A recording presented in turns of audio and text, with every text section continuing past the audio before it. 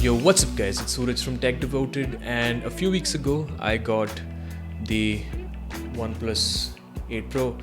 Now I wanted to make a photography related video on this camera, so last week I went out and took some photos with the cameras on the 8 Pro. Now while I was out shooting, I also had my GoPro with me, so I attached that to my chest and recorded a POV angle. So this video is basically that. I'm going to show you the POV, I'm going to show you the samples, basically me clicking photos in what one would call a real world scenario. Actually it's more like an ideal scenario right now, not really a real world scenario anymore, but you get the point. This is not an in-depth review by any means. I'm not going to pixel peep and tell you every single detail. If you want to watch something like that, I'll link something in the description below, but this is just me being out and about and clicking photos with the 8 Pro. So enjoy the POV and I'll talk to you once it's over. Alright, we have just arrived at the spot for the day. So if you're new to the channel, basically I do these videos called POV photography videos, basically where I just go to a particular location and put on my GoPro and shoot some photos. So that's what this video is going to be all about. And I decided I would do this episode with not my usual camera, but instead with the OnePlus 8 Pro, because I do have the device with me. So I figured, instead of doing a regular review video, let's do a photography video. So that's what we're going to be doing today.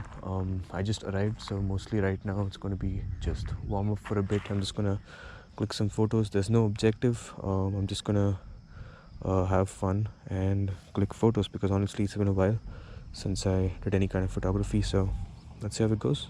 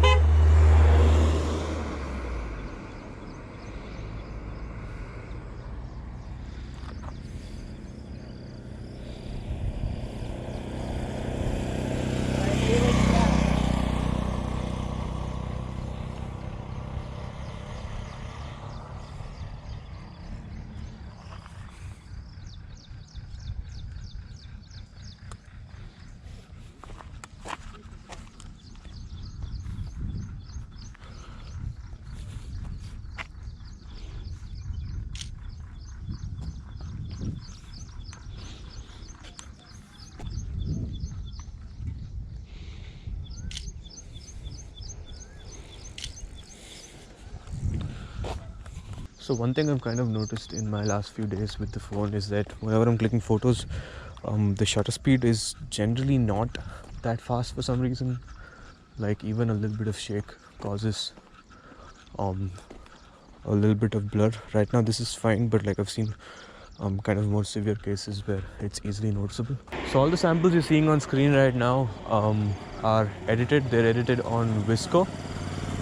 If you want to see the unedited samples, maybe I'll put a link in the description. I'm not sure. Maybe I will, maybe I will not. Check that out if you want to check the unedited photos. But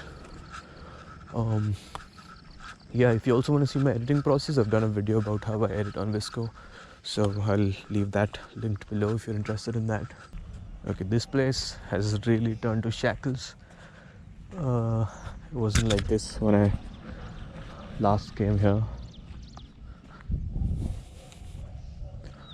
but while we are here, I guess we gotta make use of it. So I'm just gonna click some basic photos.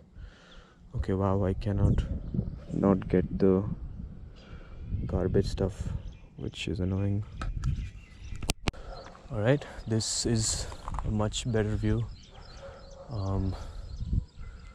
It looks kind of nice, not gonna lie, and I'm alone, so that makes it all the more fun. Actually makes it very scary, because I don't generally go on solo trips, but you gotta step out of your comfort zone, I guess. So So now I should have probably started the video off by saying that I know the 8 Pro has a good camera, like especially in good light. Right now I'm shooting all the photos in good light. So this isn't really like a proper full-blown test. Maybe I'll include some low light samples at the end, I don't know. But you know, you could click good photos here in this kind of lighting with just about any phone from the past 2-3 years. Heck, I could click it with my poco phone and you wouldn't be able to tell the difference. So yeah, just keep that in mind. It's a good camera for sure. But yeah, this isn't really the kind of test you want to do to really push the limits. For that, you want to do low light, which again, as I said, I may include samples of. We'll see. One thing I kind of don't like is the fact that you can't really decide whether or not you want to turn on HDR or disable it. So it automatically shows up here, but I can't really disable it, which is annoying. Yes, I could. I don't know. Maybe the manual mode will allow me to do that. Pro mode. Not sure. Okay, no, it does not get triggered, which means it does not turn on. Okay, that's interesting. So yeah, it's not a big deal, but just wanted to mention that it's just nice to have that control here. Of course, you could always use a manual camera app if you want to get really serious, but for this particular session, I am using the stock camera app because if I just really wanted to shoot manual, I would just shoot on my actual camera. The reason I shoot on phones is because it's simple for the ease of use. So I can just aim, focus on the composition and shoot, as simple as that. So that's kind of why I shoot on phones. But yeah, if you want to get really serious, if you want to start learning photography, then a good way to do that would be to start by shooting manual on your phone. I'm just gonna tie my lace. It would be nice if I had a human subject right about now, because yeah, obviously I'm just shooting the nature, landscapes, buildings, that type of stuff right now. Maybe we'll go out and shoot some street later, I don't know.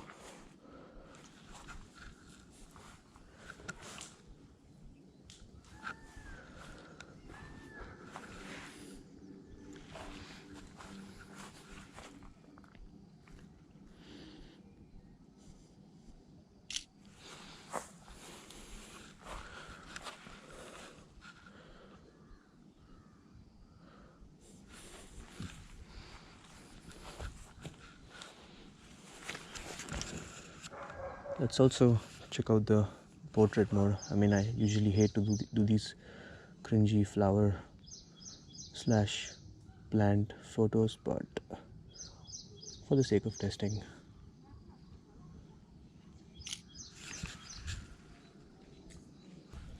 Alright, I guess another thing I want to kind of talk about is the display on the phone. I think it's really good. 120 Hz Quad HD. I've been using it on the max settings at all times.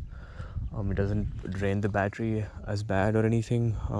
There's no display issues either. Like on my unit, at least, I've not experienced any black crush or green tinting. I've been testing every single day for the past 4-5 days continuously, and fortunately my unit seems to be fine. However, I know that's not the case with everybody. Kostov is returning his unit, so it's kind of a gamble if you want to buy the phone. And it's kind of sad that they had to just that they ran into these issues, because honestly it's a good phone all around. I think it's a great phone, and yeah, I'm just fortunate that my unit, well, it's not technically my unit, but I'm just fortunate that this particular unit does not have many black crush or green tint issues.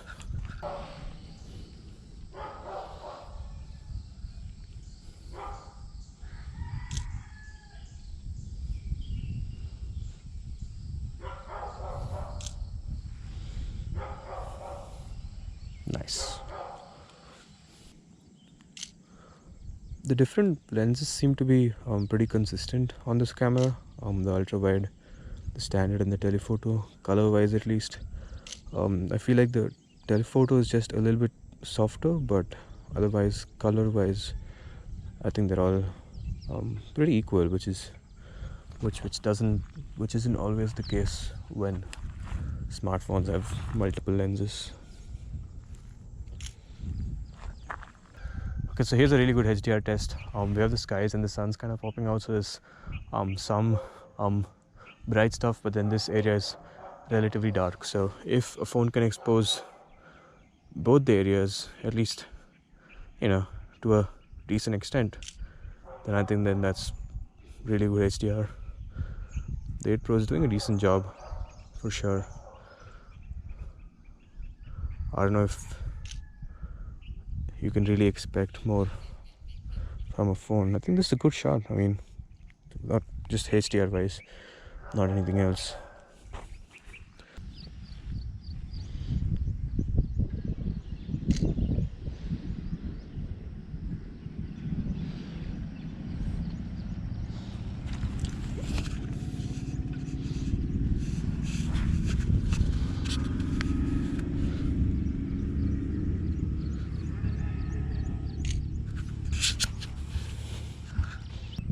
So the video mode is actually also pretty cool on this. On the 8 Pro, you have an inbuilt 4K or 21:9 option, which is pretty cool.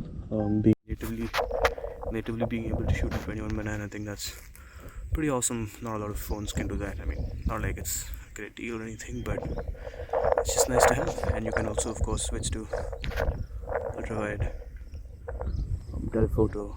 The same deal. All three lenses work on it, so that's pretty cool. So those are all the photos that I took that morning. I actually think some of the photos turned out quite nice. Now, just a couple of things before I wrap up here. Firstly, I was wrong about HDR. You do have the option to disable it. It's not in the main camera interface, but you have to click on settings and it's literally the first option there. I would have preferred for it to be in the main camera interface, but it's not. So whatever, it's there. I'm just letting you know. Secondly, I did click some photos in low light / at night. And honestly, I'm quite impressed by its low light performance. Like, without even going into nightscape, the regular photo mode itself, I think, is really, really good. The images that come out of it have very little noise and they're very usable. In fact, sometimes I feel like it does so good that I end up double checking whether I'm on nightscape or the regular photo mode. But speaking of nightscape, that is also quite good. Most of the times you get a usable photo out of it, provided you don't shake your hand and provided there isn't much action going on in the frame, because it does take a good 3 to 4 seconds to capture the shot. But when it does get it, it does a really good job. In fact, it does so good that sometimes it makes the image look unrealistic. This photo, for example, was taken at 9:30 in the night. It was literally pitch dark or pitch black. I don't know what the exact term is. But it was very dark, and there was literally no light. But this is how it turned out. If it looks as if it was taken in the evening, say 5 or 6 p.m. Here's another one taken around the same time. But again, if I did not take the shot, and if I were to guess what time this was taken at, I would probably say around 5 or 6 p.m. So it does bump up the exposure like crazy sometimes, which, I'm not complaining. Sometimes I guess you are in situations where you really need the extra reach, and I guess nightscape would come in handy in such situations. But if you want night to look like night, if you want a realistic looking photo, I think you can always use the regular photo mode, which even that bumps up the exposure quite a lot. But relatively speaking, if you want a more realistic image, you can just use the default photo mode. But yeah, that's about it. Those are my thoughts on the cameras on the 8 Pro. I think just by itself, without comparing it to any other flagships, I don't really have any other flagships. I think the cameras on it are great, and I don't see why anybody would be unhappy with its performance. I also did mess with the photochrome filter, which is only now a filter that goes over the main camera. It's not, they don't use the IR sensor anymore. I think they disabled that because of privacy issues or something like that. People could see through objects. But I did take some photos with that as well. I'll leave those samples as well as some other outtakes, some other photos, some other outtakes after I'm done talking here. But yeah, that's basically it. If I've also linked all the unedited photos in the description, so if you want a pixel peep and all that, check out the description. There's a drive link. But yeah, that's about it for this video. If you enjoyed watching it, give it a like. If you did not, vote it down. Let me know in the comments why I didn't like it. If you want to watch more photography and video production related videos, consider subscribing to the channel. It's been Suraj. Thank you so much for watching. Take it easy and stay devoted.